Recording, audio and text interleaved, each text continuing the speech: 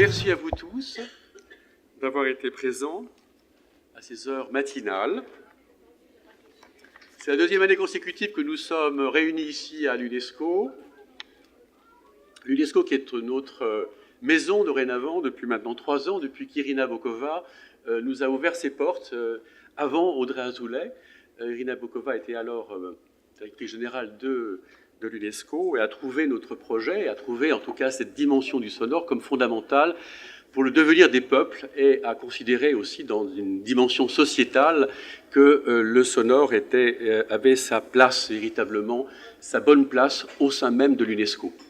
Donc aujourd'hui nous sommes sur cette lancée et c'est avec bonheur que nous avons vu 195 pays, c'était donc il y a 1 an, à peu près jour pour jour, c'était lors de la conférence générale de l'UNESCO, 195 pays qui ont adopté en fait cette résolution que nous avons déposée en fait avec la France, avec le Liban, avec l'Argentine et le Japon, pour tout simplement dire à quel point le sonore devait être effectivement fort au sein même de l'UNESCO. Et cette résolution s'appelle aujourd'hui la résolution 39C49, mais qui a pour titre l'importance du son dans le monde actuel, 2 points, promouvoir les bonnes pratiques. Alors autant vous dire que cette définition-là nous va parfaitement bien, c'est exactement cela dont on veut parler, dont on va parler dans les années qui viennent, promouvoir les bonnes pratiques au niveau international, et c'est dans cet esprit-là que évidemment s'ouvre évidemment cette conférence de presse de ce matin pour un événement qui se fera certes l'année prochaine, là nous allons le voir ensemble au mois de janvier à Paris, et en région, dans 70 régions de France, 70 villes de France, excusez-moi, mais qui va aussi, on va le voir après, s'ouvrir également sur de nombreux pays internationaux, dont le Liban en particulier, avec Beyrouth qui se met sur les rangs pour l'année prochaine, et également Tokyo. Donc nous sommes dans une phase extrêmement, je dirais, forte de développement, si je puis dire. Nous savons que nous avons raison, nous savons que le monde s'entend, s'écoute, et que pour mieux voir le monde, peut-être nous avons intérêt à mieux l'entendre. Je veux bien dire à qui veut l'entendre précisément, j'entends mieux, quand j'entends bien, je vois mieux. Pour nous autres gens souvent rétiniens, nous qui ne faisons que regarder le monde, peut-être que mieux entendre, c'est aussi mieux voir. Voilà, pour cette introduction qui me paraissait essentielle de ce matin. Alors, il me faut remercier l'UNESCO, et nous aurons la chance d'avoir avec nous Mirta Lorenzo, qui représentera Audrey Azoulay, qui s'excuse de ne pas être avec nous aujourd'hui. Audrey Azoulay est aux États-Unis, elle ne pouvait pas être là. Elle était là l'an dernier, elle n'a pas pu être là ce matin. Mais nous aurons effectivement nos ambassadeurs, et en premier lieu, effectivement, un être que j'aime beaucoup, qui s'appelle Monsieur Miguel Ángel Illman, qui représente l'Argentine, et qui nous a été toujours, en fait, d'un secours terrible, important. Et en attendant que Laurent Stefanisi arrive pour l'ambassade de France et que Madame Sahar Bassari aussi nous rejoigne, je laisse la parole en quelques instants, en fait, à Miguel Ángel Illman. Est-ce qu'il est là? Je crois qu'il est là. Voilà. Merci, Miguel, d'être avec nous pour cette introduction, pour représenter finalement l'UNESCO, vu que nos amis ambassadeurs vont arriver dans quelques instants. Merci beaucoup. C'est un privilège d'être ici maintenant. Je vais vous raconter une petite anecdote. Bon, c'est les sons qui tombent. Et quand Christian Hougonet est venu chez nous, à la délégation, j'ai demandé, bon, qu'est-ce qu'il voulait de nous, et bon, il nous a expliqué les dossiers. Je lui ai dit, je dois demander à mon État l'autorisation de participer dans cette activité. Mais la réponse est oui. Et nous n'avons pas attendu la réponse de l'État, on a commencé à travailler immédiatement. Il nous a contagié son enthousiasme. Et l'enthousiasme est tellement fort, on a réussi à placer les sujets au Conseil exécutif et après à la conférence générale. Et je vais vous donner une très très bonne nouvelle.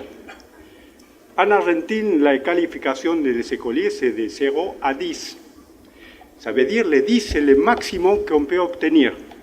Quand on a commencé la résolution, et vous l'appelez la résolution C49, Et c'était le document C49, mais c'est la résolution C59. Ça veut dire qu'on a obtenu 10 de ponctuation, et c'est une petite erreur numérique, mais qui montre l'évolution de ce sujet à l'UNESCO. Nous avons commencé très peu de délégations, mais maintenant c'est un sujet de tout le monde. L'UNESCO est engagé, et l'importance du son, vous la connaissez très bien, vous êtes les spécialistes, et pour nous c'est très, très, très important. C'est très important d'avoir un rapport scientifique surtout, pour savoir quelles sont les conséquences négatives et positives du son. Il y a beaucoup de choses, et nous sommes ici pour apprendre, pas pour vous enseigner. Et nous voulons savoir surtout, bon, par exemple, l'Argentine, quel est l'intérêt de l'Argentine?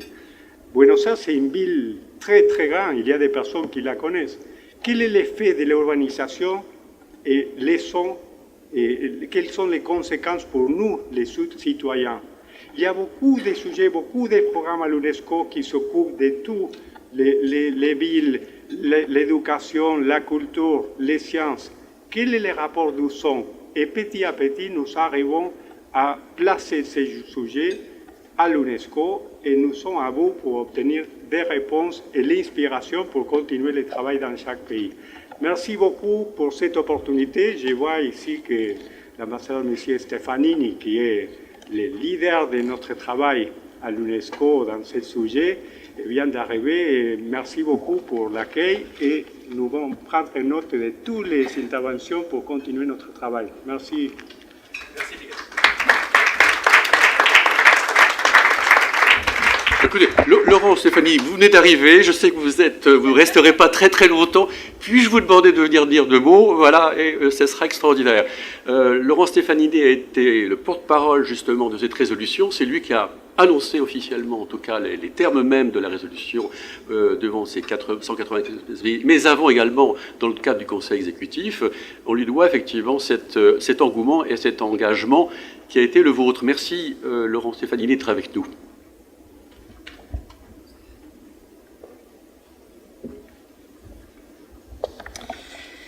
Merci, cher Christian, d'organiser une nouvelle fois cette manifestation autour du son. Pardonnez-moi d'arriver un petit peu en retard, c'est le moins qu'on puisse dire. Madame la Présidente, merci d'être parmi nous.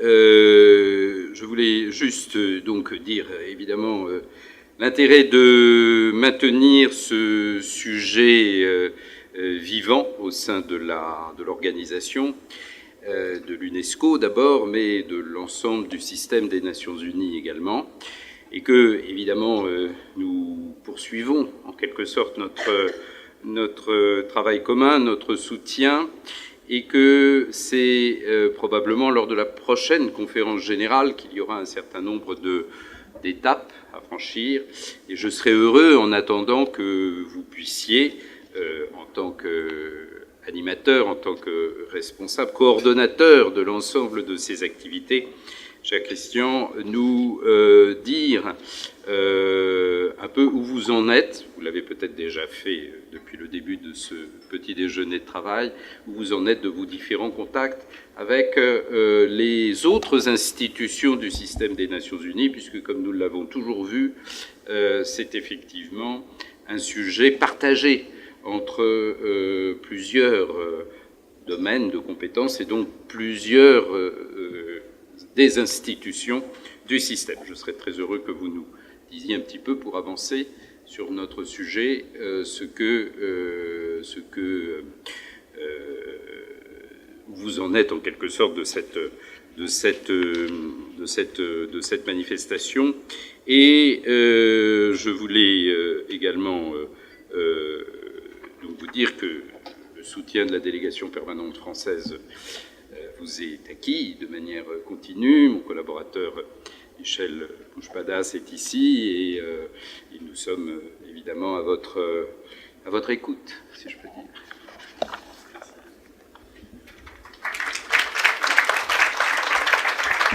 Bon, nous avons cité Madame la Présidente de la Commission de la Culture, de l'Éducation et la Communication, Culture et Communication, donc au Sénat, Catherine Morin-Desailly, qui est aussi une proche de la Semaine du Son depuis maintenant je ne donne pas le nombre d'années, mais effectivement, vous avez été, Catherine, tu as été, parce que je crois qu'on se tutoie maintenant, proche de ce mouvement à travers la mise en place de ce qu'on a appelé en fait penser ensemble le son des villes. Peut-être qu'en amont, justement, et très maintenant, tout simplement, peut-être que tu peux en dire deux mots. Merci d'être avec nous, Catherine.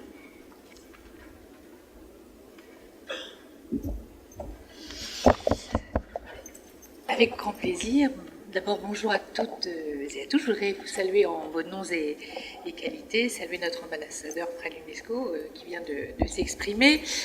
J'ai beaucoup aimé la phrase que tu as utilisée tout à l'heure quand tu as dit « pour mieux comprendre le monde, pour mieux le voir, on a intérêt à mieux l'entendre ». C'est ce qui m'a convaincu, mesdames et messieurs, à m'engager pour la Semaine du Son, aux côtés de l'association de la Semaine du Son, quand Christian Hugonnet est venu me sensibiliser à ces questions.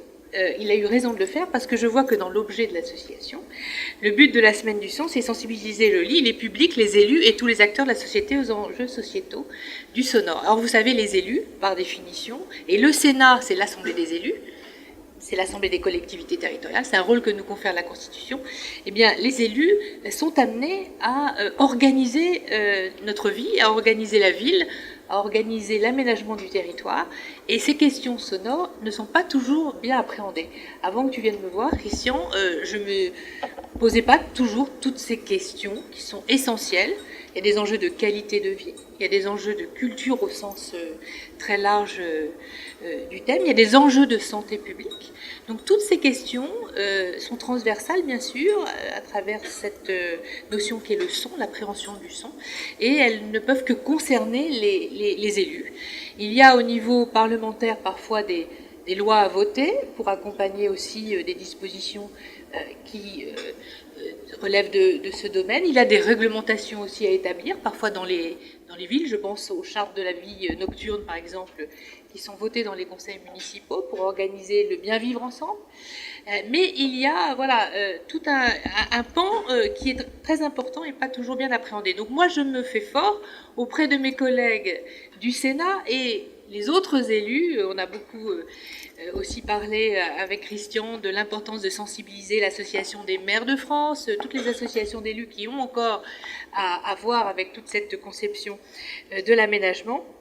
Je me fais fort d'être un peu l'ambassadrice dans ce domaine de la Semaine du Son. Voilà tout ce que je voulais vous dire. C'était le sens de mon engagement depuis plusieurs années aux côtés du bureau de l'association, encore une fois que je voudrais saluer pour la qualité de ce travail.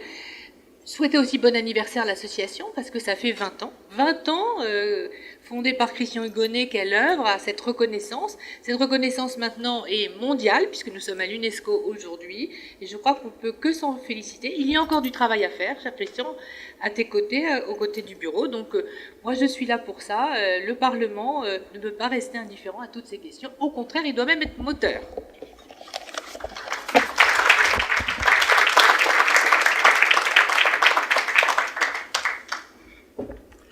Nous répondrons aux questions de Laurent Stefanini aussi tout au long de cette présentation, et je ne veux pas le faire tout de suite pour ne pas bloquer précisément un petit peu la matinée. Je veux dire aussi que nous ne sommes pas seuls, hein, évidemment. Nous sommes, nous, la Semaine du Son, mais nous avons des partenaires forts comme le CDB ici présent, nous avons Bruparif également présent ici, nous avons la GNA. Autrement dit, nous avons aussi là un mouvement général d'associations qui nous sont proches également et avec lesquelles on travaille. Je tiens à le dire car on n'est jamais seul dans une opération de ce type-là. Pour démarrer véritablement cette matinée, nous avons évidemment, il est normal que nous ayons un parrain. Ce parrain, vous le connaissez, c'est Jordi Savall. Il n'a pas pu être là aujourd'hui, il est lui aussi aux États-Unis. On l'a rencontré la semaine dernière avec Michel Alberganti qui a réalisé ce petit clip qu'on va vous faire entendre.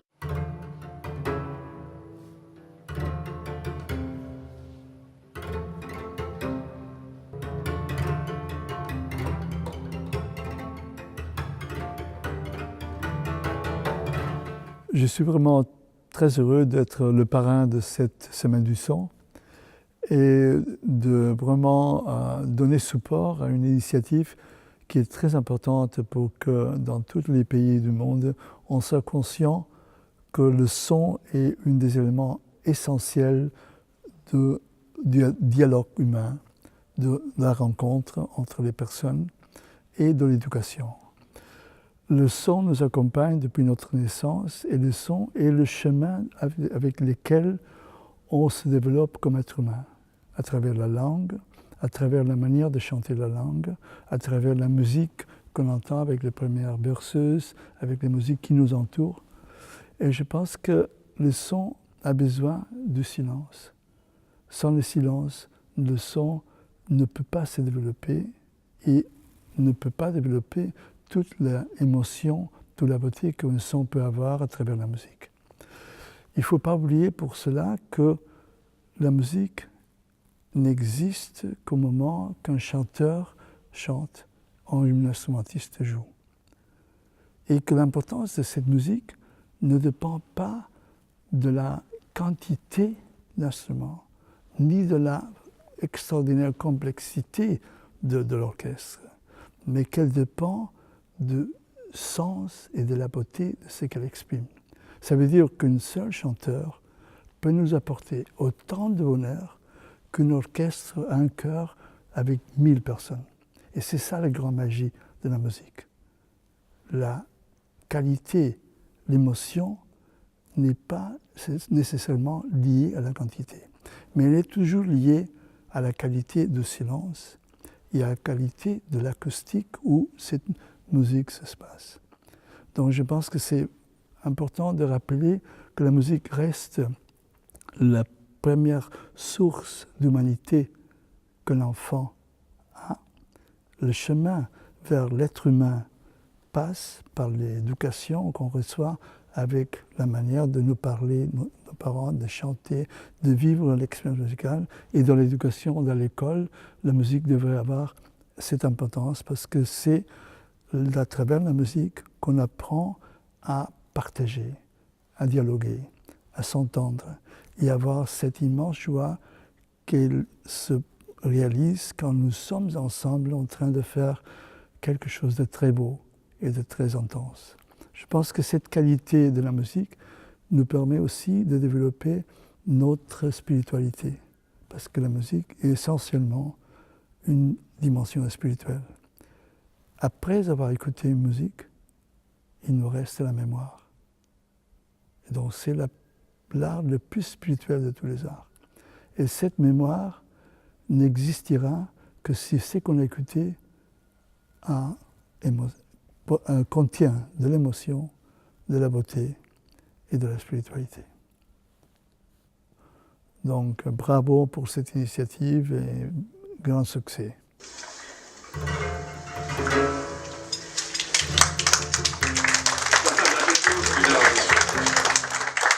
Mirta Lorenzo, qui est la représentante officielle de Radio, qui est arrivée. Alors, je vous laisse la parole. Vous êtes chef de la section développement des médias et sociétés, communication, secteur communication et information. Vous êtes dans le domaine de la radio, là aussi, et merci d'être avec nous. Voilà. Je vous donne la place pour cette introduction. Merci d'avoir fait l'effort de venir nous rejoindre. Merci à vous. Bonjour tout le monde.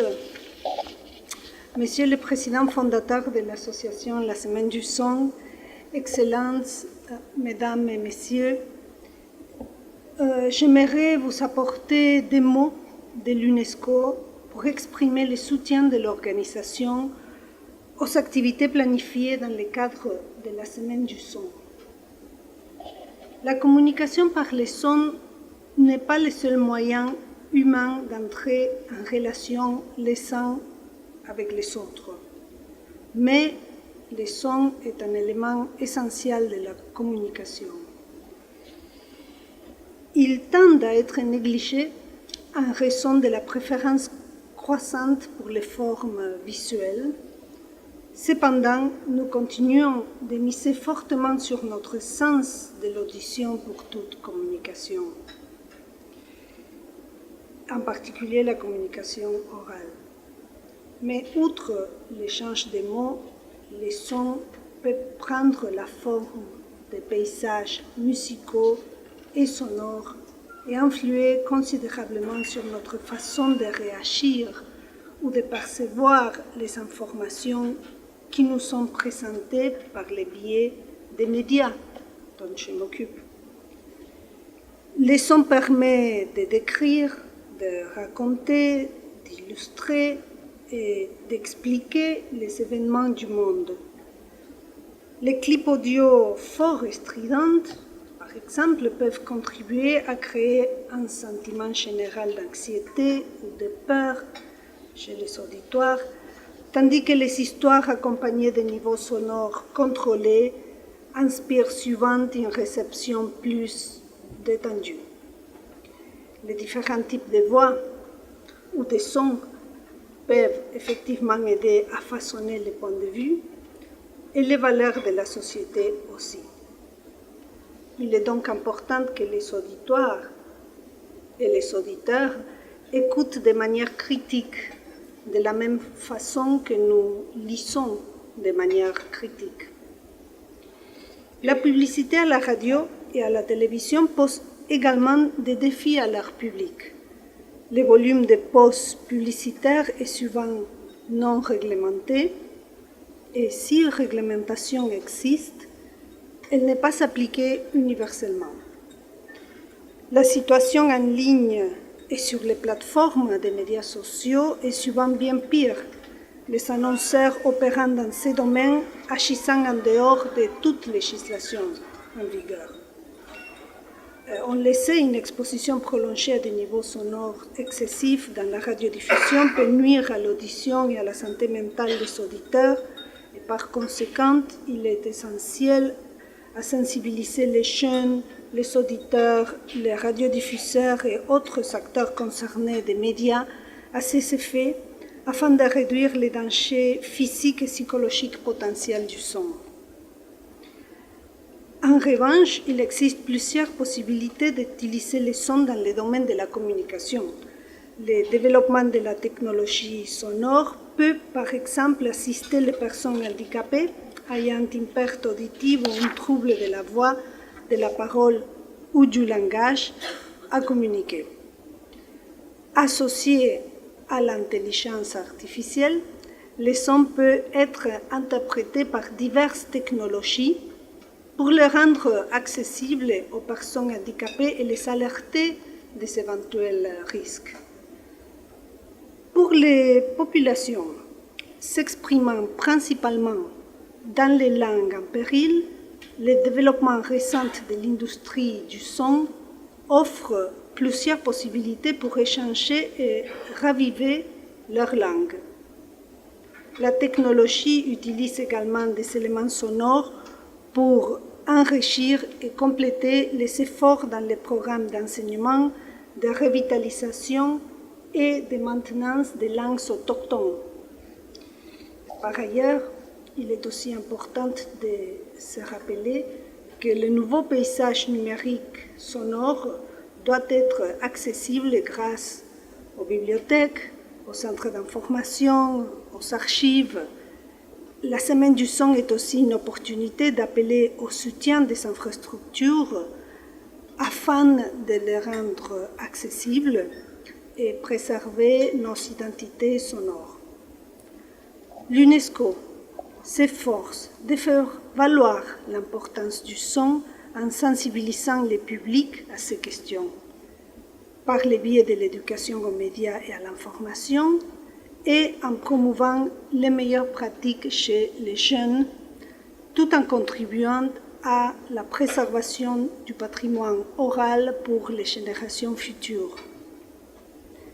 Nous encourageons vivement les États membres et nos partenaires à s'associer à la célébration de la Semaine du son.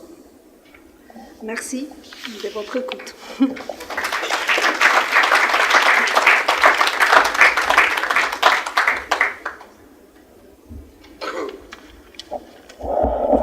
Il y avait la culture. Il y a aussi un autre secteur de culture qui est très important, c'est l'architecture.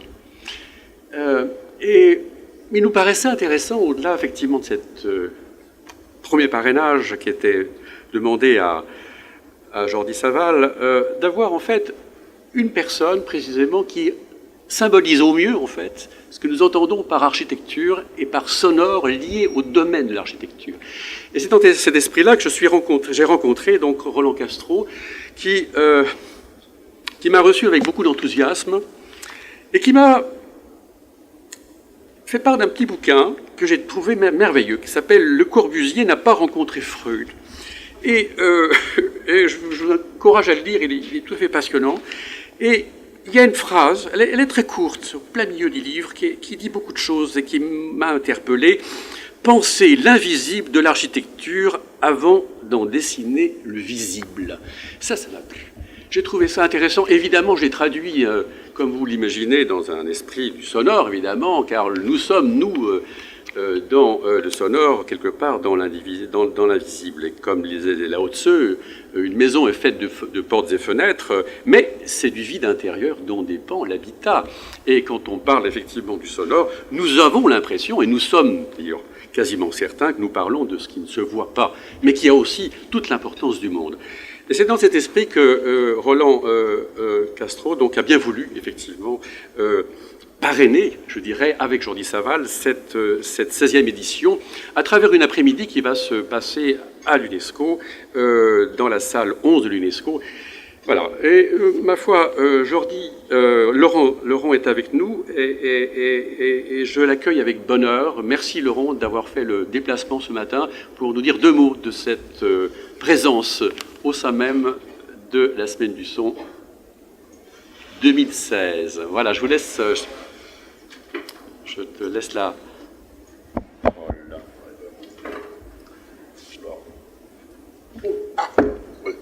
Pas mal. Déjà, il faut arriver à monter.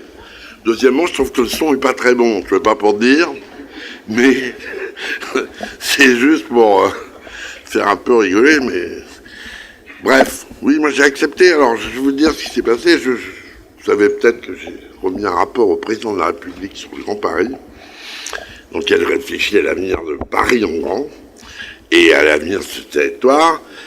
Et c'est vrai que je déteste le corporatisme en tout domaine. Bon, alors, c'est-à-dire la manière de traiter une question, puis d'oublier les autres. Alors, j'en ai une très très bonne, si vous voulez, qui parle de son beaucoup. C'est, moi j'ai beaucoup travaillé sur les grands ensembles, qui sont des endroits les plus tragiques de notre société. J'explique dans ce petit bouquin, d'ailleurs, pourquoi... comment ça peut être possible de faire des conneries pareilles, parce que c'est même pas des méchancetés uniquement, ce sont des conneries. Et alors on en fait une bonne aussi. Je vous raconte une deuxième bonne connerie, qui est que par exemple on se met à isoler par l'extérieur. Vous avez entendu parler de la crise écologique et de la déperdition énergétique. Alors tu prends un bâtiment qui laisse passer la chaleur, enfin qui est pas bien isolé. Tu l'isoles complètement. Et tu isoles rien d'autre dans tout ce qui descend, les tuyaux, les machins. Eh ben, ça perd moins de chaleur et ça devient un tambour infernal.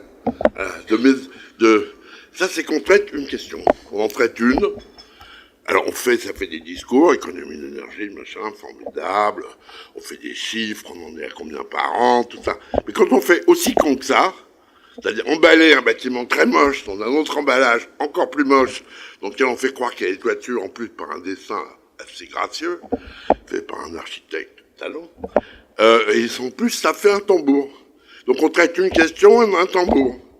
Voilà, alors effectivement on déperd moins d'énergie. Bon, alors quand je l'ai vu, moi je me suis dit c'est dommage, j'aurais bien voulu avoir une contribution de Christian. J'aurais bien voulu intégrer même quelques mots dans mon rapport là-dessus, parce que par exemple, je propose de transformer une autoroute comme la 86 en boulevard urbain.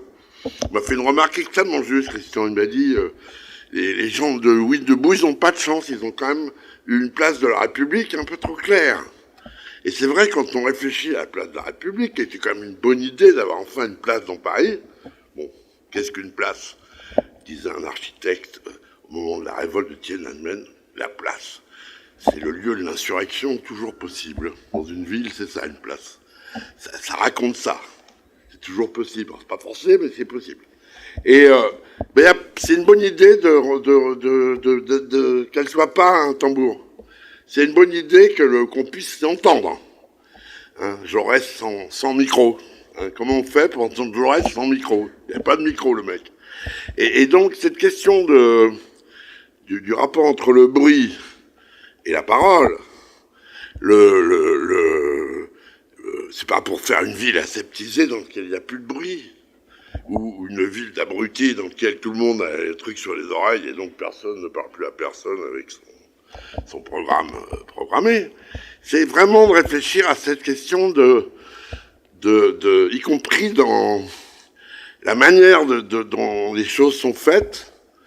Il y a des choses, il y a des agressions architecturales évidentes, vous les connaissez tous, d'entrée de ville atroces, des caisses commerciales épouvantables dans lesquelles, si vous rentrez, si vous réussissez à entrer, parce que vous avez besoin d'entrer, et là vous découvrez d'ailleurs que c'est un peu plus sympathique, on fait croire qu'il y a une petite ville à l'intérieur, mais il y a des agressions verbales et qui sont verbales, architecturales, qui sont presque sonores.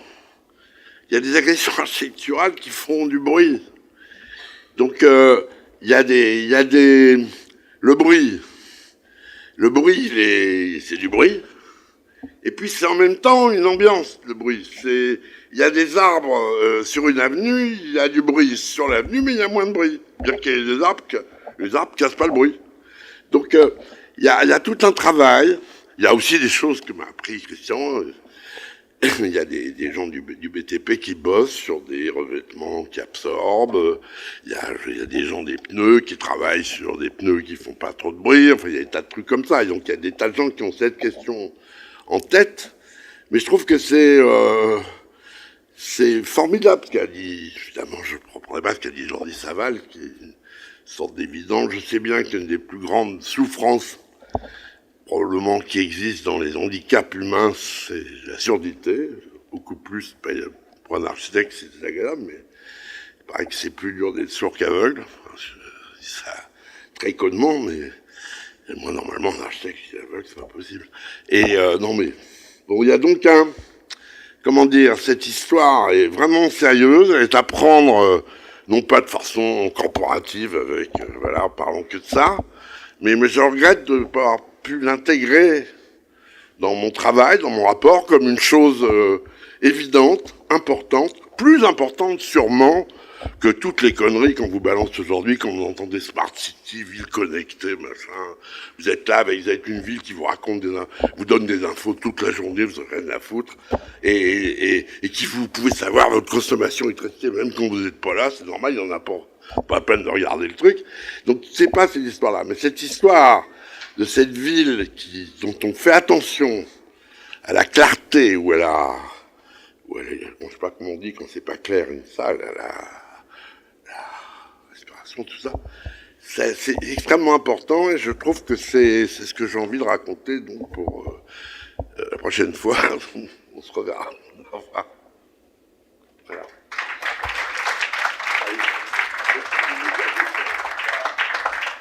Merci. On aurait dû se rencontrer, mais c'est pas trop tard, Roland. On va pouvoir se discuter encore quelques années, en tout cas, bien évidemment, sur les problématiques du sonore dans l'urbanisme, et ça va être donc le 22 janvier. Ce 22 janvier, nous avons, j'appelle Cécile Regnault, où est-elle? Quelque part là, voilà. Cécile Regnault est architecte à Lyon. Elle est donc architecte, mais également professeure au sein de l'École nationale supérieure de Lyon. Nous aurons aussi ce jour-là, ce 22 après-midi, toutes les écoles d'architecture, d'urbanisme, du paysage, du BTP. Je remercie aussi BTP+, aussi, qui est présente avec nous. Je remercie Colas aussi d'être là aussi. On a cité Colas tout à l'heure comme société, évidemment, tout à fait en pointe sur le revêtement de sol, évidemment en France notamment. Donc nous aurons une après-midi chargée où on s'adressera précisément au grand public, mais en particulier aux jeunes, à tous ces jeunes qui, précisément, sont effectivement les fers de lance de demain, qui seront les responsables, précisément, de nos villes de demain. Je laisse la parole à Cécile. Merci Christian. Effectivement, on a essayé de penser depuis quelques années avec Catherine Morin-Desailly et Christian à intégrer la jeunesse, le plus tôt possible, mais nous, on les a à l'école d'architecture un peu plus tard. Comme le dit Jordi, en fait, je pense que ce qui est important, c'est l'expérience en fait, que les architectes doivent avoir de la dimension sonore pour arriver à répondre peut-être à la question qui sous-tend notre problématique sur ce sujet, c'est comment, avec le son, on peut structurer justement peut-être une nouvelle forme d'urbanisme. Et je dirais qu'il y aura peut-être 3 pistes par rapport à cette question du son comme moteur en fait pour faire la ville d'aujourd'hui. C'est peut-être un urbanisme qui soit plus contextuel dans le sens où il serait donc plus un urbanisme dit générique, un urbanisme de la ville qui est uniforme et qui est international, mais plutôt un urbanisme lié à la culture sonore. Et là, effectivement, la présence à l'UNESCO aux cultures sonores locales, je pense, est très importante aujourd'hui par rapport à ça, puisqu'en fait, on doit aussi construire la ville avec les gens qui sont présents dans les banlieues. En l'occurrence, nous, on est à Vaux-en-Velin, à l'école d'architecture de Lyon, et on travaille beaucoup avec la ville de Vaux-en-Velin pour justement travailler cette question de la culture, des cultures sonores présentes sur les territoires, et c'est avec ça qu'on peut faire de l'urbanisme, me semble-t-il. La deuxième dimension, et peut-être piste, ça serait de dire que le sonore est un excellent porteur pour la question de l'urbanisme dit du sensible, un urbanisme où la dimension, on n'est plus sur une planification urbaine qui regarde la ville du haut, vue d'avion, mais plutôt l'idée d'amener les étudiants à repenser la ville pris du piéton, la place du corps en fait dans la ville et dans son rapport très sensoriel finalement avec tous les sens, pas seulement l'audition, mais tous les sens participeraient de cette manière de penser la ville du sensible, un urbanisme du sensible donc. Et là peut-être le troisième argument, ça serait de repenser un urbanisme de la relationnelle. Alors je pense que là pour le coup rejoindre Roland Castro sur cette idée que le son c'est aussi le lien. C'est le lien social évidemment, mais c'est du lien, c'est un rapport entre l'idée que effectivement le son révèle, c'est des liens entre l'espace, on dit que le son révèle l'acoustique des lieux, le son révèle plein de choses, et c'est dans la relation en fait que se tisse en fait une manière peut-être de dessiner demain nos villes. Voilà donc 3 arguments, l'urbanisme du sensible, l'urbanisme, j'ai oublié le premier, pardon. L'urbanisme contextuel, l'urbanisme du sensible et l'urbanisme relationnel. Voilà un petit peu le programme qu'on aura pour la journée du mardi.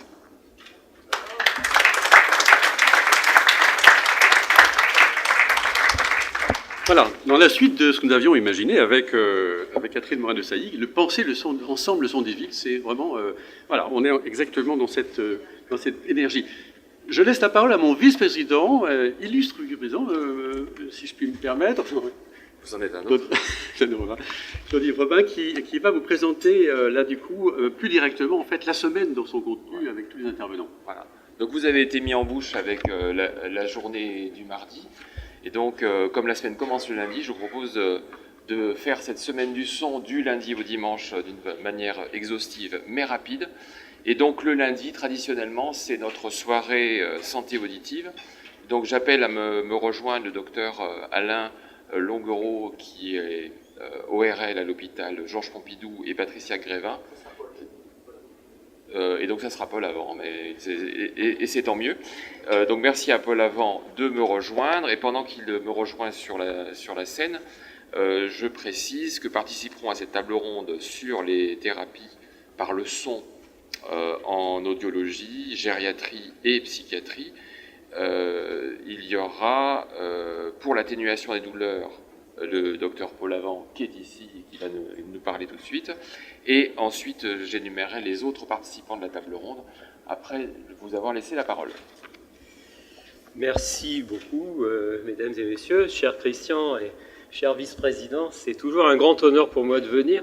En fait, je pense avoir raté uniquement la première semaine du son, par ignorance pure. Heureusement, elle a pérennisé, donc je peux venir tous les ans apporter mon concours. Donc le son, effectivement, a une dimension santé. Je ne vais pas paraphraser Jordi Saval, il a très bien expliqué que entre les ondes acoustiques, leur présence ou leur absence, et le cerveau humain, il y a toute une série d'intermédiaires qui sont dans le domaine de la santé. Et même si, lorsqu'on pense son et santé, on a un petit peu peut-être le réflexe de protection qui est de dire les sons forts sont nuisibles pour la santé, il ne faut pas oublier tout l'aspect bénéfique, le son qui stimule l'éducation, la mémoire, la cognition, la réflexion, la spiritualité, ça a été dit tout à l'heure par un orfèvre en la matière. Je pense que cette journée, justement, va insister beaucoup plus sur les aspects bénéfiques du son, le son curateur, en fait, et ça suppose une qualité, voilà, donc ça ne va pas de soi.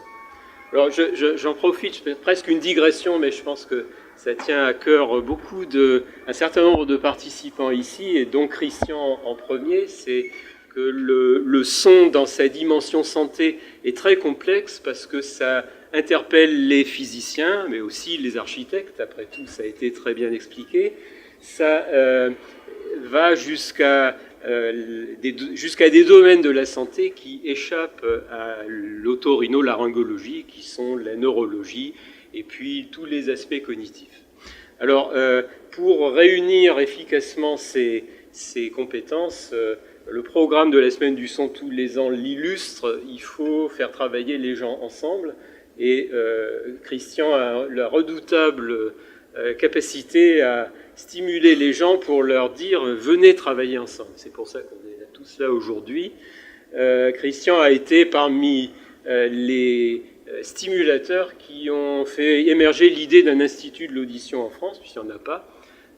L'Institut de l'audition sera piloté par le professeur Christine Petit, une vieille amie de la Semaine du Son, et qui, professeur au Collège de France, membre des académies des sciences françaises, américaines, etc. Et cette Semaine du Son est accompagnée par un mécène, par des gens qui se battent pour la faire exister, qui sont présents ici. Et ça va de l'organisation politique au mécénat, bien sûr, et à la pédagogie, etc. Alors, tout ce travail fait partie des choses que la Semaine du Son a stimulé et a fait apparaître. Il y a les industriels aussi qui sont là, parce que désormais, la santé auditive se prête à des thérapies qui sont en train d'émerger, donc on voit des choses quand même bouger. Le problème est que ça ne va pas de soi, donc on se bat depuis 5 ans pour que cette idée émerge, et on trouve de gros soutiens, beaucoup d'enthousiasme, mais aussi, je suis obligé de le dire, certaines réticences de la part d'acteurs publics qui voient plus les difficultés matérielles que l'aspect progrès et dynamisation de tout le tissu, non seulement industriel et intellectuel, mais aussi culturel. Donc, longue vie à la Semaine du Son, j'ai envie de dire, parce que c'est grâce à des agitateurs comme ça qu'on est mis tous les ans devant nos responsabilités d'essayer de faire mieux et de construire. Et je le dis encore, ça ne va pas de soi. Et 15 ans de Semaine du Son ont suffi à lancer beaucoup le premier et le deuxième étage de la fusée. Il reste encore à mettre sur orbite des satellites. Et tant que le satellite n'est pas sur orbite, la mission n'est pas terminée. Donc merci infiniment, Christian, pour nous donner des coups d'accélérateur tous les ans. Ça, c'est les partenaires de la Semaine du Son. Et absolument. Donc pour la mise en satellite. Donc merci, docteur Paul Avant, professeur Paul Avant même. Autour de Paul Avant, nous aurons également le professeur Hervé Platel, neuropsychologue. Nous aurons la professeure Édith Lecourt en psychologie clinique et psychopathologie, la docteure Caroline Demilly, psychiatre, et Patricia Grévin, pôle sophrologie à Couffen, et Antoine Bécaud, musicothérapeute et masseur sonore. Donc vous en saurez beaucoup plus le lundi, la Semaine du Son, au ministère de la Santé, donc juste à côté d'ici. Le mardi, nous nous retrouvons à l'UNESCO l'après-midi pour l'urbanisme.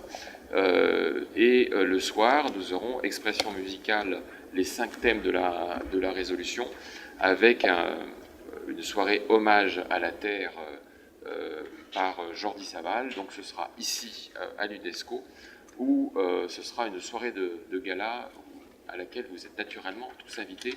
Un concert exceptionnel de Jordi Savall.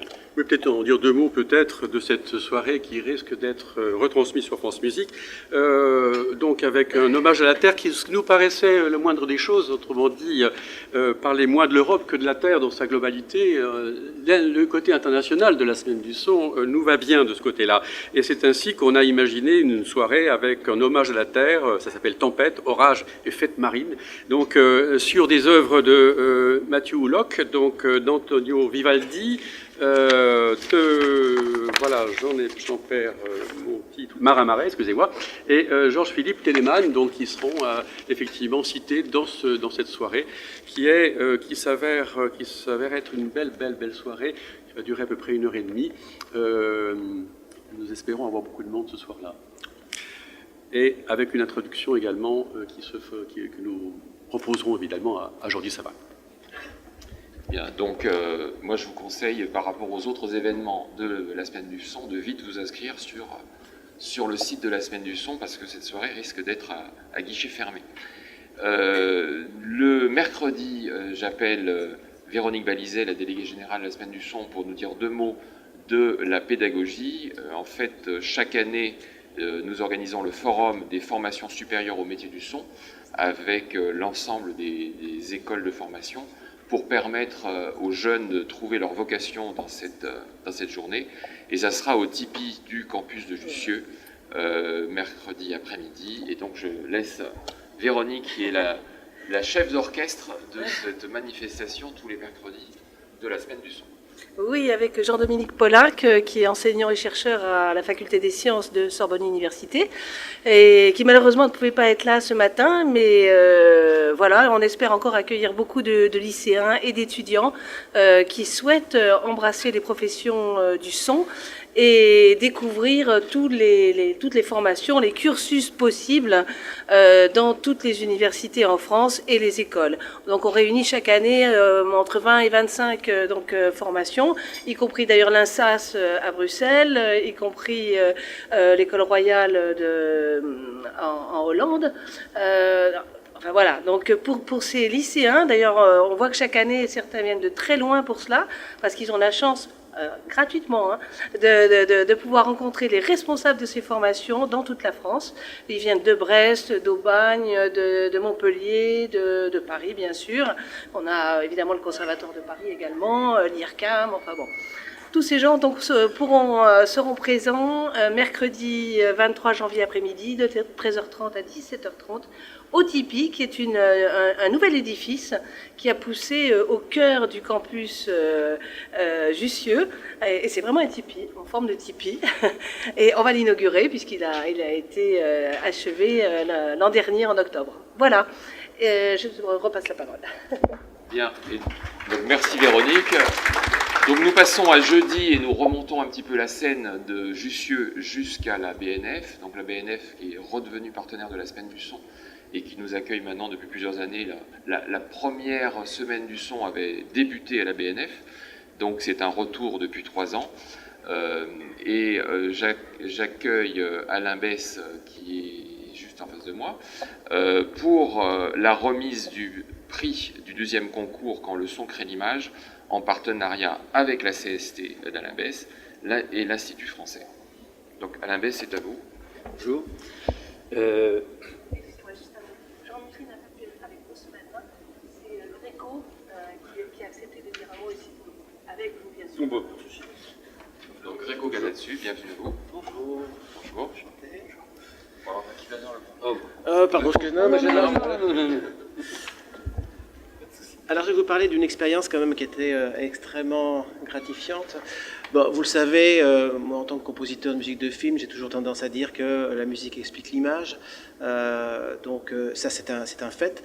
Mais la réciproque est vraie. En fin de compte, l'image explique la musique et j'en veux pour preuve que beaucoup d'œuvres qui sont parfois un petit peu indigestes, que les gens n'ont pas compris, surtout dans les œuvres très savantes, très contemporaines, dès qu'on met de l'image dessus, on arrive à comprendre beaucoup plus facilement le sens de la musique. Et alors on a eu des expériences avec Christian qui consistaient à prendre des extraits d'images images, notamment il y a 2 ans, c'était un extrait de Paris de Raymond Despardons, et de faire interpréter plusieurs musiques dessus et de montrer comment le sens de l'image en était complètement bouleversé. C'est ce qu'on appelle l'effet Kochilov, que vous connaissez tous évidemment si vous avez quelques notions du cinéma du début du siècle dernier. Et ça marche à tous les coups. Sauf que là, Christian a eu une idée, il dit on va faire le contraire, on va prendre une musique et puis on va demander à des cinéastes de faire l'expérience de coller des images selon leur propre créativité, etc.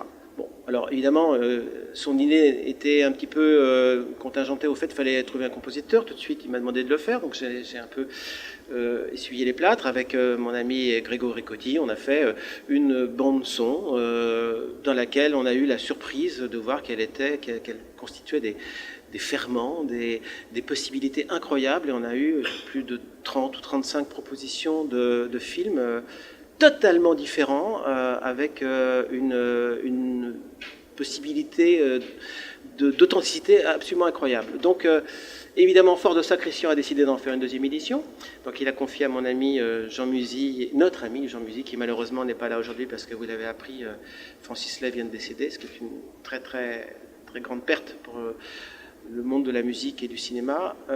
Donc voilà, il a pris le relais et nous aurons la surprise de voir comment nos nouvelles réactivités... Qu'est-ce que... J'entends pas. On va l'entendre, son morceau. On va l'entendre, c'est super, parfait. Donc voilà, une petite introduction un peu longue, mais c'était nécessaire. Merci,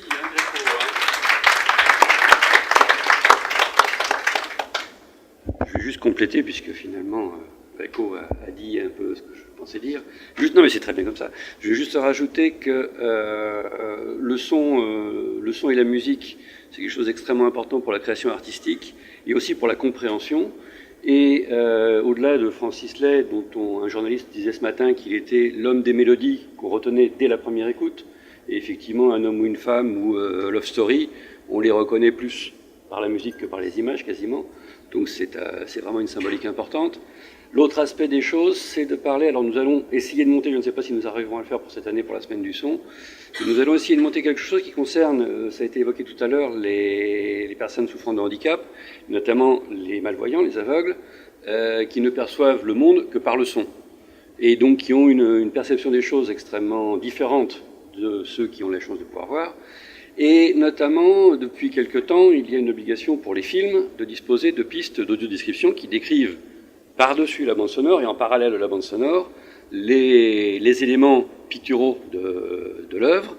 Et on s'est rendu compte que finalement les gens qui fabriquent ces bandes d'audiodescription et qui les valident, finalement les valident en regardant l'image et n'ont pas du tout la perception du malvoyant.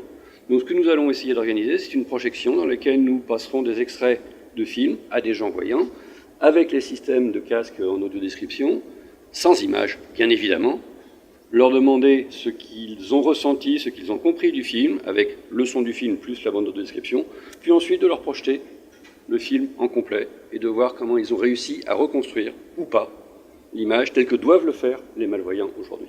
Donc c'est aussi un complément par rapport à la perception des œuvres. Petite précision, avant d'être à la semaine du son, je ne savais pas ce qu'était la CST, donc est-ce que vous pouvez le dire en 2 mots?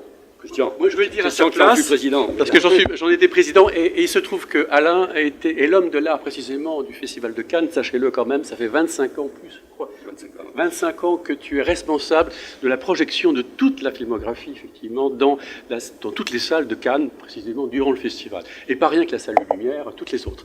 Et c'est voilà, je crois que c'est un proche également de Rémi Frémaux, de Thierry Frémaux, c'est un proche, effectivement, de la qualité, tant au niveau de l'image qu'au niveau du son, et qui est maintenant membre de la Semaine du Son et actif.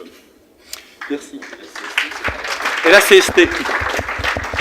Et la CST, c'est la Commission supérieure technique de l'image et du son, qui est responsable précisément de Cannes, évidemment, mais aussi de la qualité de diffusion dans l'ensemble des salles de France, en tout cas en termes de cinéma principalement. Donc son et image, précisément. Et qui dépend du ministère, évidemment, ministère du CNC, qui dépend donc du ministère de la Culture, représenté ici par Catherine Morin-de-Cesse. Donc on écoute l'extrait de Jean Musy, sur lequel les réalisateurs vont pouvoir créer une fiction.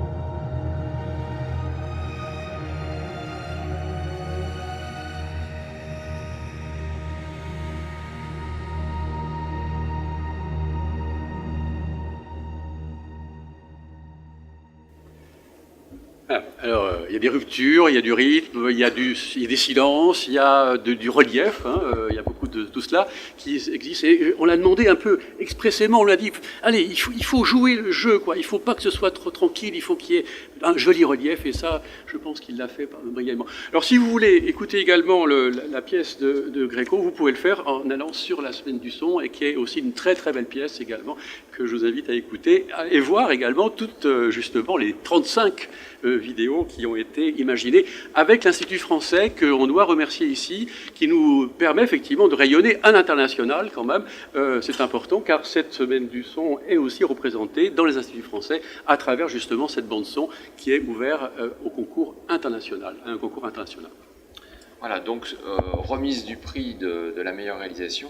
Et après la remise du prix, donc toujours la BNF le jeudi soir, nous aurons une table ronde animée par Jean-José Vanek, qui fait partie du bureau de la Semaine du Son, et qui nous prépare un sujet sur le rapport image et son entre deux œuvres cinématographiques conservées.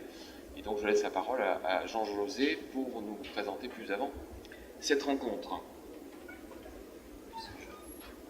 Merci Jean-Yves, bonjour à tous et à toutes. C'est toujours un immense plaisir que de vous retrouver pour vous présenter ce programme. Donc tu as déjà bien lancé le sujet. Donc on est bien dans l'un des grands piliers de la Semaine du Son, qui est ce rapport entre l'image et le son. Et donc on va vous inviter à un voyage où on va reconsidérer deux œuvres cinématographiques d'importance. La première, donc, c'est l'œuvre de Jean Rouch, et on le dit, on le présente comme le créateur du cinéma ethnologique. Donc, ça va être tout à fait intéressant.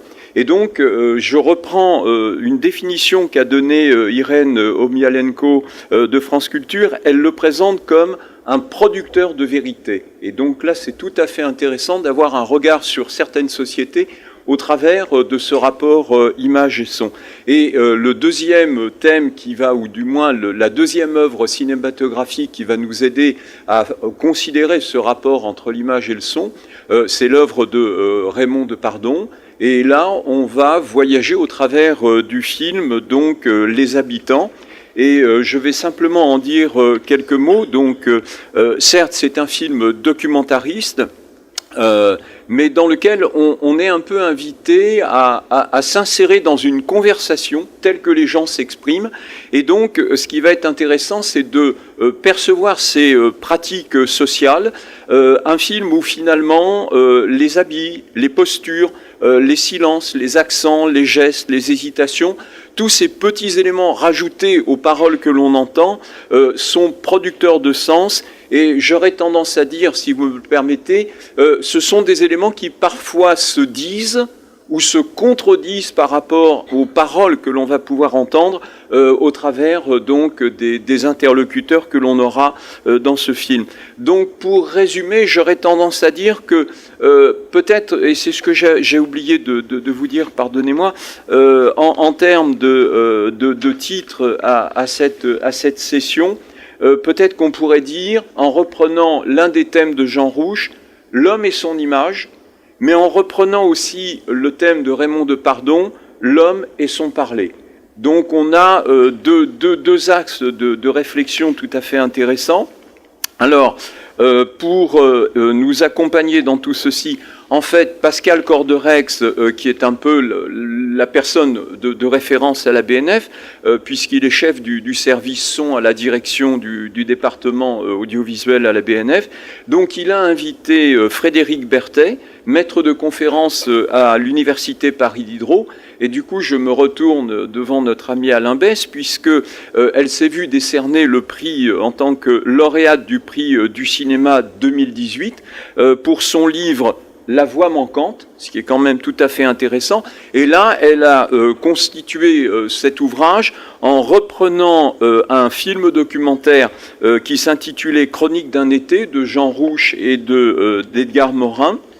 Donc, ensuite, parmi les invités, nous aurons Gabriel Bergougnou, qui est chercheur linguistique à l'Université d'Orléans, Alain Carroux, qui est chef du service images à la direction des collections de la BNF, et Luc Verrier. Alors, je ne sais plus, je crois que c'est vous, monsieur, qui nous avait parlé du numérique. On est quand même obligé de s'en préoccuper. Donc Luc Verrier est devenu à la BNF l'expert en matière de numérisation et de préservation du numérique. Donc je pense qu'on va avoir un programme tout à fait passionnant. Et bien évidemment, vous êtes invités, nombreux à venir. Ça se passera au petit auditorium de la BNF. Merci de m'avoir donné cette minute de présentation. Merci Jean-José. Eh bien, pour finir la semaine du son parisienne, je vous propose de partir en week-end. Donc pour partir en week-end, j'invite à me rejoindre Nicolas Curien, qui est membre du Conseil supérieur de l'audiovisuel, plus particulièrement en charge du son et du DAB+, et également Philippe Chapeau, puisque cette année nous avons trouvé intéressant de rapprocher la semaine du son du salon de la radio. Donc les deux manifestations ont lieu, il y a 2 jours de recouvrement, même si la semaine du son est grand public et le salon de la radio est plus dédié aux professionnels. Et on s'est dit pourquoi pas élargir le temps d'ouverture du salon de la radio pour accueillir tout le grand public et les amis de la semaine du son à cette rencontre. Donc alors rassurez-vous, dans la table ronde que nous ferons sur le son numérique, il n'y aura pas que des hommes blancs, il y aura de la diversité. On a commencé à préparer la liste des intervenants et intervenantes que nous souhaitions autour de la table, mais comme Nicolas va vous le dire, il y a une échéance le 21 novembre qui va sans doute perturber ou enrichir notre tour de table. Avant d'en parler, je peux peut-être faire un petit zoom sonore arrière pour dire que le CSA est un ami de longue date du son et de la semaine du son. Et si je peux y aller aussi de ma petite anecdote, peu après mon arrivée au Conseil en 2015, j'ai reçu la visite de Christian et de Claude-Yves, qui m'ont parlé avec la passion qu'on leur connaît du son et de la semaine du son. Et au bout d'un moment, je ne savais pas, j'étais assez ignorant de ces choses-là, et je ne savais pas trop, au fond, qu'est-ce qu'ils attendaient de moi.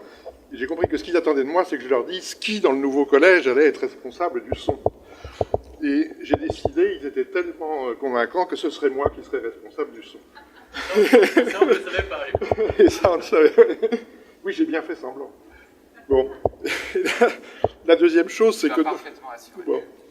C'est que, non content d'être un ami du son, le CSA a aussi des responsabilités légales en termes de son, puisqu'il doit remettre au Parlement, et Madame la Présidente, vous allez bientôt être destinataire du rapport sur le son à la télévision pour l'année 2017, et scoop, j'ai déjà une bonne nouvelle à vous annoncer, c'est que toutes les chaînes qui n'étaient pas dans les clous, c'est-à-dire qu'il y avait un volume sonore trop élevé, notamment durant les séquences publicitaires, sont parfaitement nominal cette année, ce qui est une excellente nouvelle.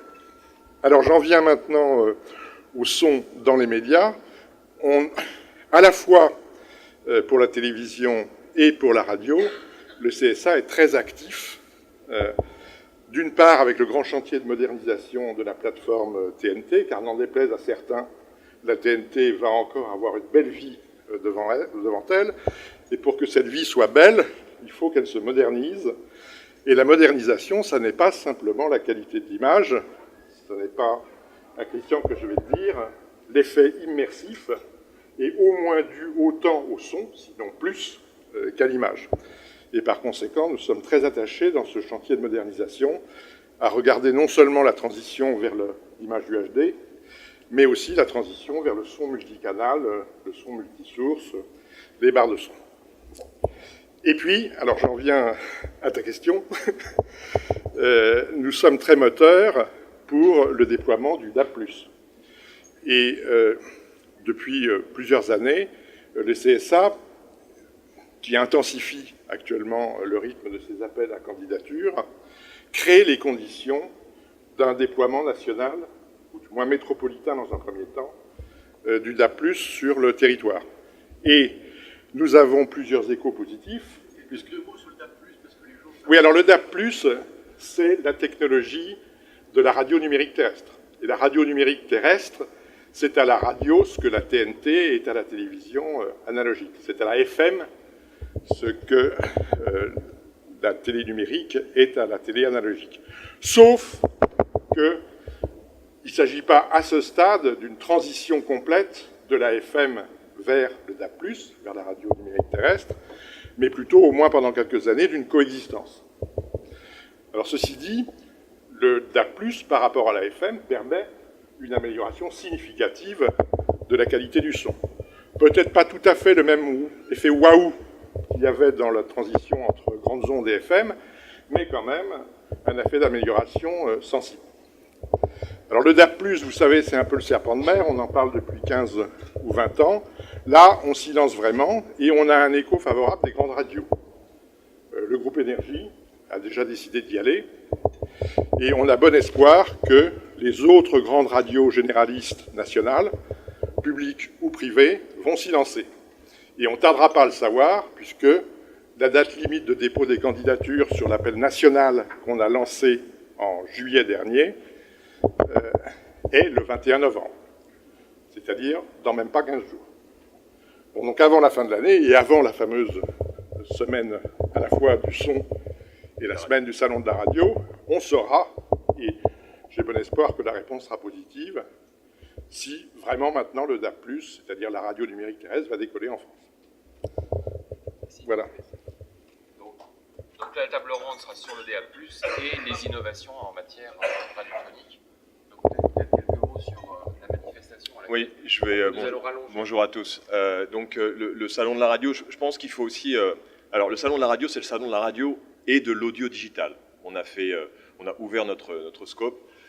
Parce que vous savez que la radio, alors c'est bien sûr c'est l'imaginaire. Quand j'entendais la voix de M. Castro, cette voix à la radio est magique et je pense que c'est ce que transmet. Oui, vous avez une voix magique et je pense que vous captez l'attention et c'est ça que font les radios aujourd'hui. Elles savent concerner. Faut rappeler aussi que je pense dans le DAB+, pour que vous compreniez bien, le DAB+, c'est quoi par rapport à ce que vous avez sur votre téléphone? C'est la gratuité et c'est l'anonymat. Et je pense que c'est important aujourd'hui, en tant que radiodiffuseur, de pouvoir avoir, d'une part, son indépendance vis-à-vis de la téléphonie mobile, et aussi cet anonymat. On est à l'heure des données protégées, ces fameuses GPRD dont tout le monde a entendu parler, RGPD, pardon, puisque j'inverse entre le français et l'anglais.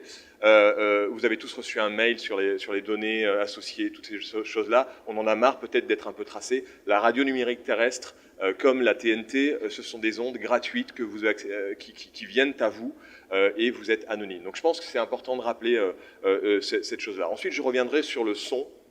On était, il y a 2 jours, à Berlin ensemble, le consortium du World DAB, qui est donc un consortium international de tout ce qui se passe dans le monde au niveau de la radio numérique terrestre et surtout du DAB+, s'est réuni. Beaucoup de pays se sont déjà lancés. La Norvège a éteint la FM. La Suisse est en train d'annoncer des dates. L'Australie est lancée. L'Angleterre, depuis 1997, a démarré le DAB+, c'est compliqué, ils ont encore un peu de FM, donc la double diffusion est encore actuelle dans beaucoup de pays, mais on sent que ça va vers un bon sens d'extinction de la FM. Mais de toute façon, il va falloir l'éteindre, cette FM, à un moment ou à un autre. Alors, on ne va pas en parler en France encore, parce que ça peut faire peur, mais la TNT, ça a été en 2 ans. Si on se rappelle bien, la TNT, pour le grand public. Les professionnels, par contre, ça faisait depuis... et je pense que vous le savez, depuis très longtemps que le DVB, qui est l'équivalent du DAB+, on ne va pas parler technique, hein, mais le DVB était en place et marchait partout dans d'autres pays. La France, en 2 ans, tac, on avait fait cette transition. Donc je pense que c'est important. Et le son, ce son, et j'en finirai là, et pourquoi est-ce que nous sommes très heureux de renforcer, parce que c'est vrai qu'on avait un partenariat qui était plus ou moins sous forme d'échange de logos, hein, pour faire simple, et cette année, avoir cette opportunité d'ouvrir au grand public un salon qui est un salon professionnel que j'ai créé avec mon père, qui était le fondateur de la lettre de l'audiovisuel, que peut-être certains ont connu, la lettre bleue. Donc on a créé ensemble ce salon de la radio. Aujourd'hui, on l'a développé dans un salon qui fait 130 exposants, qui fait 4000 m² à la Grande Halle de la Villette, uniquement 100% radio, gratuit pour les professionnels. Et ça, je pense qu'on le rappelle, on est le seul salon au monde à être gratuit et le plus gros salon au monde de la radio qui réunit tous les professionnels et on en est très heureux. Et le son aujourd'hui, BBC Sounds, a été lancé en Angleterre. La BBC a toujours été une radio pionnière. On aimerait que le service public soit aussi pionniers en recherche et développement que la BBC l'est, et viennent de lancer BBC Sound. BBC Sound, c'est quoi? Eh bien, en fait, on est tous de plus en plus entourés par le son. C'est-à-dire que vous parlez à votre téléphone, vous allez parler à votre radio, maintenant vous parlez à votre maison. Et donc ce son-là, si on arrive à bien le faire, et qui sont les plus légitimes aujourd'hui pour faire du son et pour concerner les gens? Ben, ce sont les radios. Parce que c'est facile, on peut tous faire du son, on peut tous enregistrer quelque chose, faire un podcast. C'est aussi la grande magie, le podcast, tout le monde entend parler de podcast. Mais ceux qui savent vraiment le faire, eh bien, sont ceux qui ont l'expérience. Et l'expérience, c'est facile d'enregistrer, mais enregistrer plus 30 ans d'expérience, c'est là la différence. C'est comme au cinéma, c'est comme dans tous les métiers. Je pense que c'est facile de dire « Oh, mais c'est facile, on peut créer un design sur Internet très vite. » Oui, mais 5 minutes plus 30 ans d'expérience. Voilà. Donc, on est très heureux de pouvoir faire cet événement grand public au Salon de la Radio le samedi à partir de 15h jusqu'à 17h. On espère aussi qu'une radio pourra éventuellement faire un événement grand public. On en reparlera, on essaiera de travailler ensemble. Voilà. Merci beaucoup. Une petite anecdote peut-être pour terminer. Au moment du lancement des émissions DAB à Lille, parce que le DAB, la radio numérique terrestre, ça existe déjà à Paris, Nice, Marseille, Lille et bientôt Lyon et Strasbourg, avant la fin de l'année, j'ai été interrogé par Dave, le chanteur, qui me dit « Mais est-ce que vous ne craignez pas que le son numérique, ça soit un peu métallique, ça soit un peu criant ?» Et donc j'ai essayé de le rassurer, mais je ne suis pas sûr qu'il soit bien ouvert aux questions techniques. Mais évidemment, le son numérique, il faut savoir d'ailleurs que la transmission est le seul maillon qui ne soit pas numérique dans la FM. Évidemment, la prise de son est numérique, et donc seul le transport du son est analogique. Donc le fait d'avoir une chaîne complète numérique améliore bien sûr la qualité du son. La seule différence, c'est que quand vous perdez la réception, alors que vous avez un grésillement FM, vous avez une sorte de pixelisation sonore en numérique, mais vous perdez le signal d'un coup. Mais quand vous l'avez, il est évidemment de bien meilleure qualité. De la même qualité que les bons fichiers numériques sur les réseaux IP des opérateurs télécoms. Et donc, je vous donne rendez-vous le samedi et on essaiera de vous faire déguster des extraits sonores pour se rendre compte des évolutions technologiques. Donc, nous arrivons au dimanche. Juste avant, je vous laisse. Bravo, parce que on a tout compris, hein, c'était très clair. Je salue quand même la présence d'Olivier Coppelin, qui est avec nous, et qui a précisément été le bras droit pendant un certain nombre d'années de M. Cavada, donc à Radio France, et sans lequel, précisément, on n'aurait jamais pu lancer cette semaine du son. Voilà, donc c'est grâce à Olivier, précisément, aussi que nous sommes là aujourd'hui. Merci d'être là avec nous aujourd'hui. Merci à vous. Donc, nous arrivons au dimanche, même si la semaine suivante est consacrée aux événements en province pour que ceux qui sont en province puissent être à Paris la semaine que nous sommes en train de parcourir. Et comme vous le savez, dans toute la France, il y a plus de 250 événements autour de la semaine du son. Et donc, le dimanche, grand événement, et j'appelle Greco Kazetsu pour nous dire deux mots sur cette rencontre autour de Didier Lockwood. La dernière sortie officielle de Didier Lockwood l'année dernière, c'était à l'occasion de la Semaine du Son. Nous avons été très heureux de l'accueillir à l'UNESCO l'année dernière. Et malheureusement, il nous a abandonnés à notre triste sort sonore. Et donc, autour de Didier Lockwood, une séance d'improvisation musicale avec Greco Kazetsu, avec Mathilde Monteau, enseignante, Andy Emler, et également Jean-Claude Kazetsu qui sera avec nous. Donc Greco, si vous voulez nous dire deux mots sur ce moment. Bonjour, j'ai bien fait de venir. Oui. Écoutez, c'est une expérience encore inattendue et inédite, initiée par Christian. Elle part du principe que, vous l'avez compris, je ne vais pas le redire, mais je vais le redire quand même, la musique est un lien unificateur, c'est un lien d'émotion, c'est un vecteur de rapprochement, c'est une présence. Et l'orchestre, et j'en viens là parce que c'est un élément très important. Alors, je ne suis pas le chef d'orchestre Kazetsu, c'est mon cousin Jean-Claude, mais même si je parfois dirige certaines séances que j'enregistre pour mes musiques, c'est quand même une spécialité dont je me suis aperçu qu'elle permettait de mettre en place une relation très particulière entre l'individualité de l'instrumentiste et son inclusion dans un groupe dans lequel il doit absolument adopter les règles, et ces règles sont en plus dictées par un chef. Et là, il y a une espèce de circularité et en même temps une recherche d'individualité qui est assez troublante et qui fonctionne à merveille parce que vous le savez, les orchestres, la plupart du temps, gomment les disparités, la haine, les religions qui ne sont pas du tout homogènes, qui sont en conflit. Et dans les orchestres, on arrive à trouver une espèce de relation forte et humaine qui n'est sans doute pas possible d'exprimer ailleurs, en plus parce que le langage musical est un langage universel qui n'a pas besoin d'apprentissage. Donc l'idée de Christian, c'était de mélanger des instrumentistes qui soient quasi néophytes ou très expérimentés et de montrer que grâce à ce mélange, à cette mixité, on arrivait, et ça on va peut-être le découvrir d'une certaine manière, enfin on ne sait pas encore, mais on est certain quand même qu'il se passera quelque chose, qu'on arriverait à trouver une vraie signification à ces mélanges et que c'est encore une fois la musique intégrée au son qui va nous permettre d'aller plus loin dans cette société dont, vous le savez, est encore beaucoup trop rétinienne. Merci. Merci Gréco.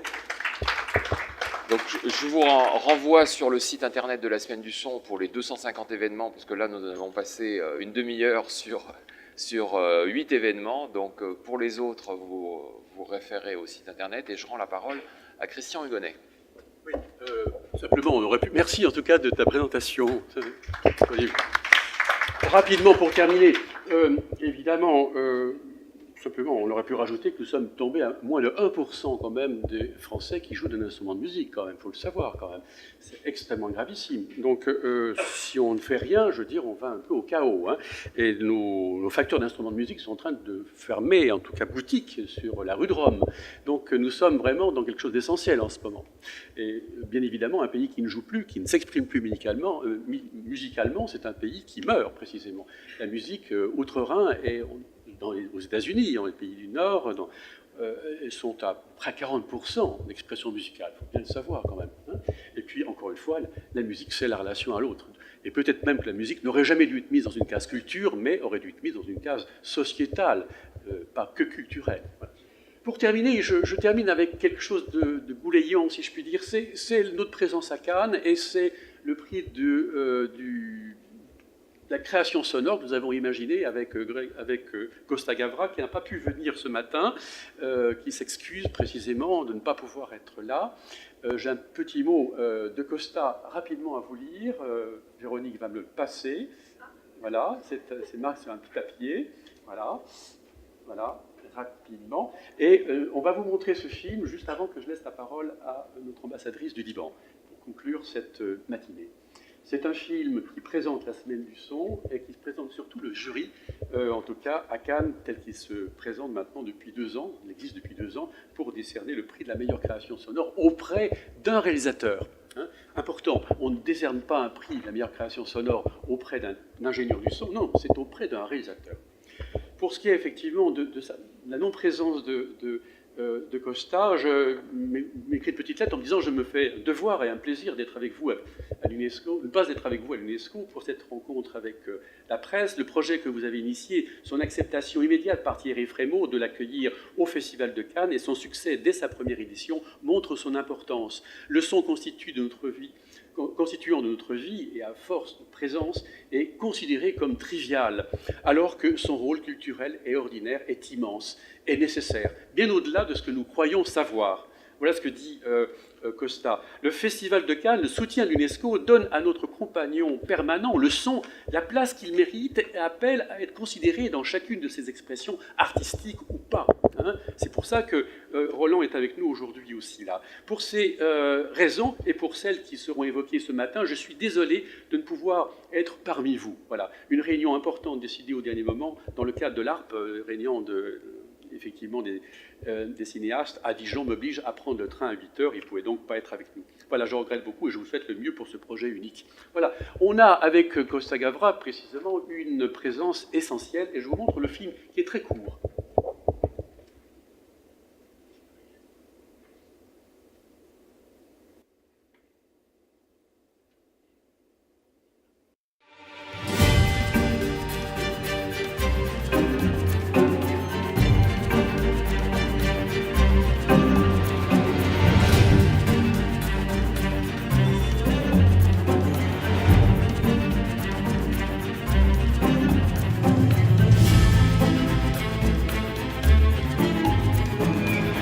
Ce prix a été lancé sur le chapeau de roue l'an dernier, sous l'impulsion de Costa Gavra, Janine Langlandier et Thierry Frémaux, pour le 70e anniversaire.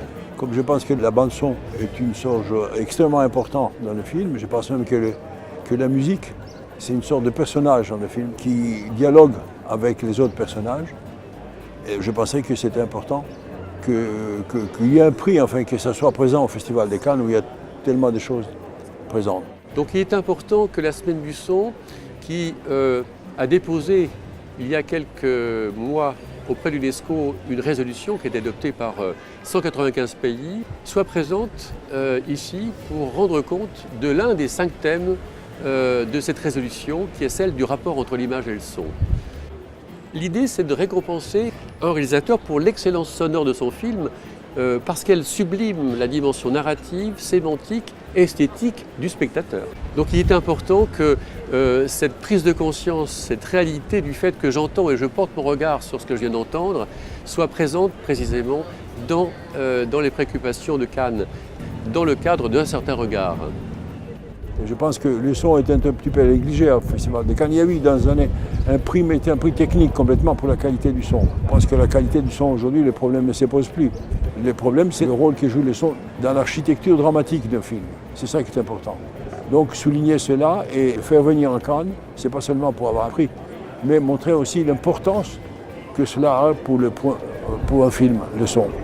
Nous avons en fait une grille d'évaluation qui nous permet d'avoir une appréciation commune. On pense beaucoup à l'intelligibilité, on pense beaucoup au timbre des voix, on pense également à l'environnement sonore, on pense à la musique, qui est un élément construction, la spatialisation du son, ces moments de silence dont on parlait, cette respiration nécessaire, cette dynamique sonore qui nous est indispensable à la qualité même de la narration. Chaque fois que l'on parle de ce prix, les gens nous disent « Ah mais bien sûr, comment se fait-il qu'on n'y ait pas pensé avant ?» Nous sommes à la 2e année de ce prix, ça a grandi très vite. Nous avons Régis Varnier cette année, nous avons Jean-Claude Casatsu, nous commençons à avoir des gens qui s'intéressent vraiment de près à cette dimension-là. Inexorablement, ce prix grandit. Le monde ne se regarde pas uniquement, il s'entend, il s'écoute. Comprendre que l'écoute est un élément prioritaire dans la compréhension du monde nous permet de mieux voir.